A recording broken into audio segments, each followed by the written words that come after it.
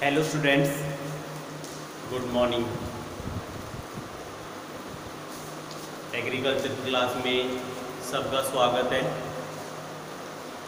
दो वीडियो में अपन ने एग्रीकल्चर के बारे में चर्चा की और उसकी कुछ ब्रांचेज, कुछ शाखाओं के बारे में अपन ने पढ़ा। उसके बाद अपन ने भारतीय कृषि का महत्व पढ़ा कि भारतीय कृषि का महत्व क्या है।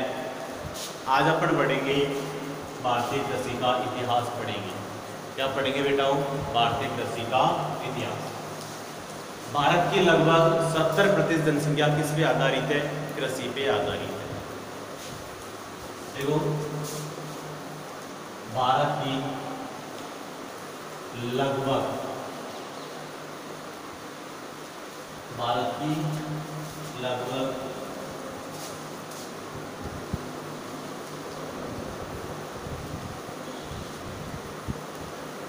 70% जनसंख्या? लगभग 70%। हमारे देश में से जो भारत की लगभग 70% जनसंख्या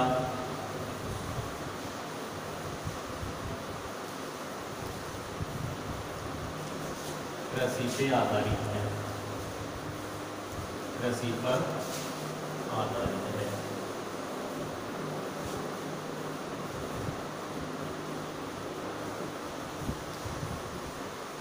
भारत की लगभग कितने प्रतिशत जनसंख्या? 70% जनसंख्या कृषि पर आधारित है। प्राचीन काल में भारत को कृषि प्रधान देश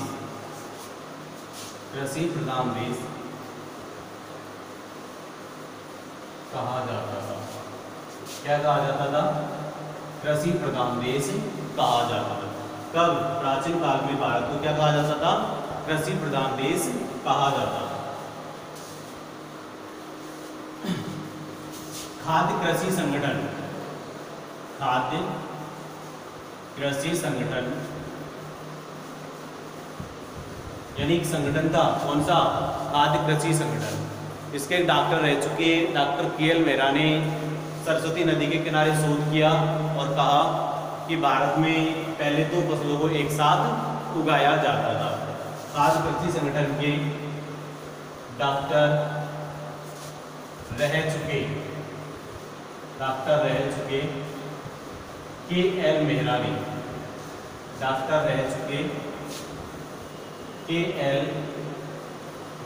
ने सरस्वती नदी के किनारे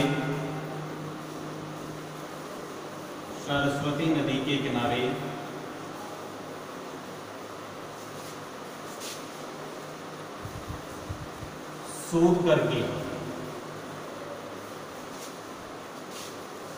यह बताया कि सरस्वती नदी के किनारे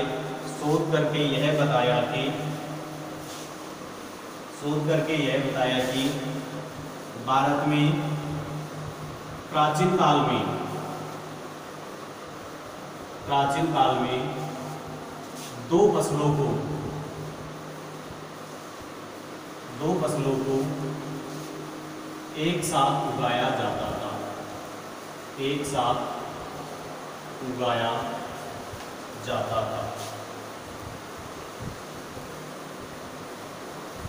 भारत में प्राचीन काल में दो फसलों का किया जाता था, एक साथ उगाया जा रहा था।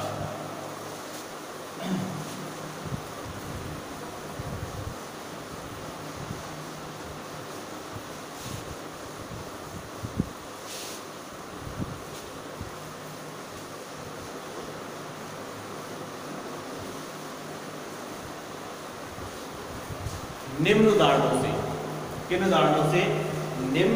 से प्राचीन काल में, देखो इसमें निम्न उदाहरणों से प्राचीन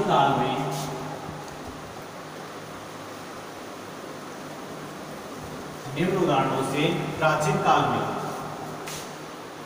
भारत में यानी प्राचीन काल में भारत में उन्नत कृषि ज्ञान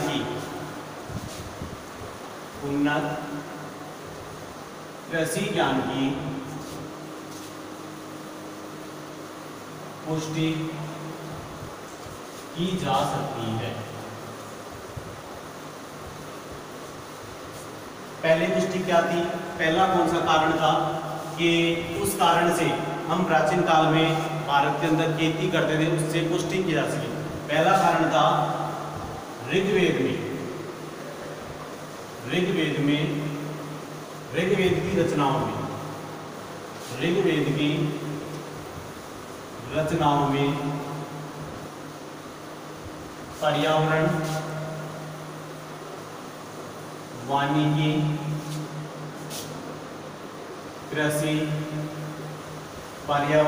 वानिकी, कृषि, उपकरण आदि का महत्व दर्शाया गया। उपकरण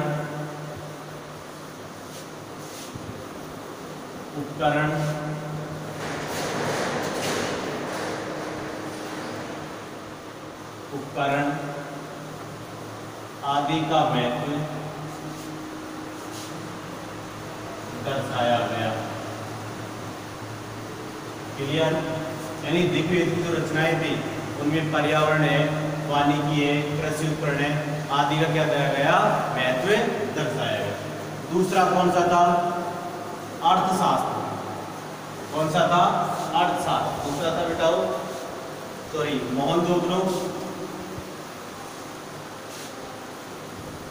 मोहनजोदड़ो व हड़प्पा सभ्यताओं में यानी मोहनजोदड़ो और हड़प्पा सभ्यताओं में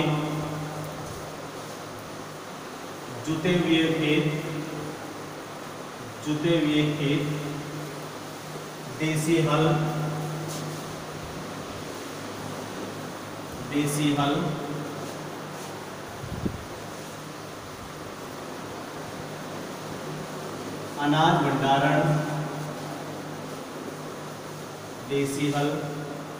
अनाज भंडारण आदि के अवशेष मिले।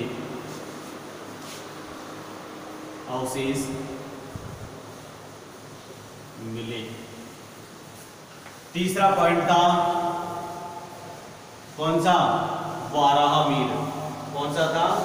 अर्थवेद। तीसरा था अर्थवेद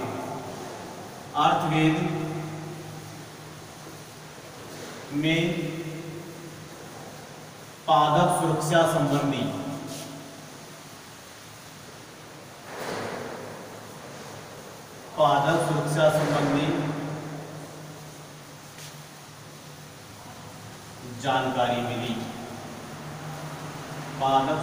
संबंधी जानकारी मिली। तीन कारण हो गए। एक तो ऋग्वेद की रचनाओं में पर्यावरण, वानिकी, कृषि उपकरण आदि का महत्व दर्शाया गया। दूसरा मोहनजोदड़ो हड़प्पा सभ्यताओं में जुते हुए खेत, देसी हल, अनाज भंडारण आदि के अवशेष मिले। और तीसरा कारण था अर्थवेद में पादप सुरक्षा संबंधी जानकारी हमें मिली। चौथा कारण पढ़ेंगे अपन कि चौथा कारण क्या था। एक वाराहमिहिर था। वाराहमिहिर ग्रंथ। कौन सा?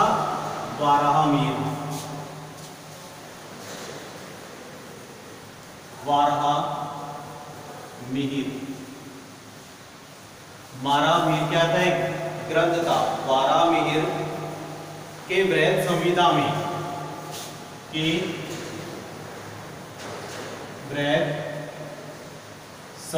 में वाराहमिहिर के बृहद संहिता में मृदा वर्गीकरण, वाराहमिहिर के बृहद संहिता में किस का वर्गीकरण? एक तो मृदा वर्गीकरण और दूसरा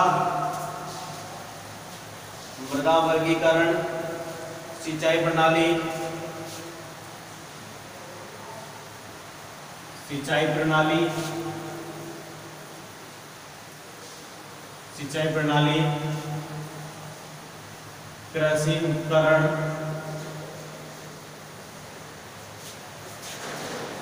व मौसम पूर्वानुमान की जानकारी मिली। पूर्वानुमान की जानकारी मिली। इन 4 कारणों के कारण प्राचीन काल में जो खेती की जा रही थी उसकी पुष्टि की जा सकती है। आज की वीडियो में इतनी चर्चा करेंगे। धन्यवाद।